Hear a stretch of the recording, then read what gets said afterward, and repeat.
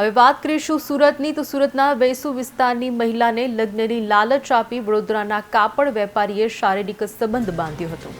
સાદી.comથી મહિલાનો સંપર્ક કરી લગ્ન કરવાના સપના બતાવી વડોદરાના કાપડના વેપારીએ 64 લાખની રકમ પડાવી હતી।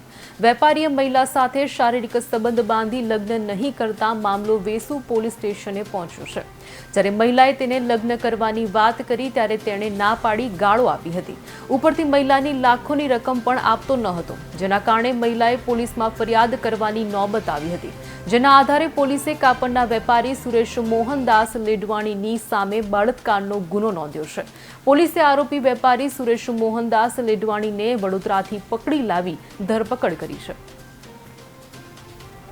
6/11/2024 ના રોજ એક મહિલા વેસુ પોલીસ સ્ટેશન ખાતે આવેલ અને એમણે પોતાની ફરિયાદ હકીકત જાહેર કરેલ કે સુરેશ મોહનદાસ લેડવાણી કરીને એક વ્યક્તિ છે જે બરોડામાં રહે છે।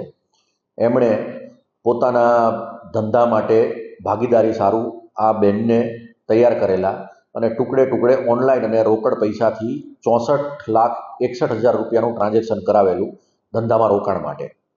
અને ધીમે ધીમે એમની સાથે સંબંધ છે મિત્રતામાં ફેરવાયેલો અને પછી લગ્નની લાલચ આપી અને એમની સાથે મરજી વિરુદ્ધનો એમની સાથે શરીર સંબંધ બાંધેલ।